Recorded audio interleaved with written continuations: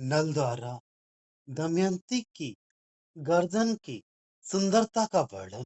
यह दमयंती की ग्रीवा अर्थात गर्दन अद्वितीय है, जो बालक से शोभित नहीं होने पर भी बालक से प्रशासित अर्थात सुशोभित है। ये विरोध है।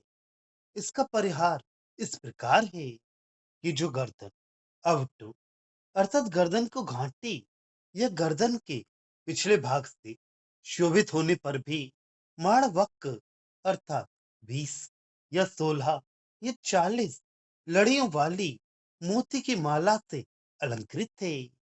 और आलिंग्यता गोपुच्छकार सुदृढ़ भाव को धारण करती हुई समान रूपता को धारण करती है तथा संपूर्ण ऊर्ध्वक यह मध्याकार्य मृदंग वाली है। यहाँ भी विरोध है, क्योंकि जो गोपुच्छाकार अर्थात गावदुम है वह समान रूप वाली तथा यह मध्यम के समान मध्य में स्थूल और दोनों किनारों पर पतली इस प्रकार तीन आकृति वाली नहीं हो सकती। इस विरोध का भी परिहार इस प्रकार है।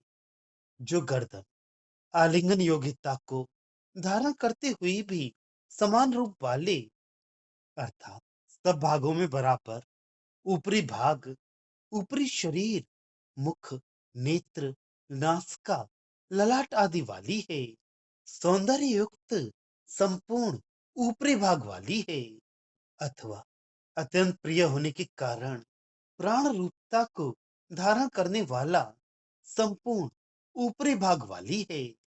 ब्रह्मा ने इस दमयंती के कंठ में कविता संगीत मधुर भाषा और सत्य को रख दिया है।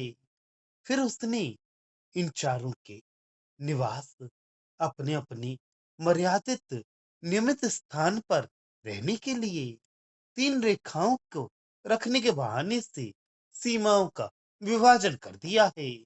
जिस प्रकार एक स्थान पर चार व्यक्तियों के रहने पर उनके रहने के स्थान की सीमा बना देने पर वे परस्पर में कभी विवाद नहीं करते और अपने अपने नियमित स्थान में रहते हैं, उसी प्रकार वे दमयंती के कंठ में कविता आदि को रखकर ब्रह्मा ने उनके अपने अपने नियत स्थान पर मर्यादा पर रहने के लिए तीन रेखाओं के बहाने सीमा बना दी है। तीन रेखा करने पर स्थान के चार भाग हो जाते हैं।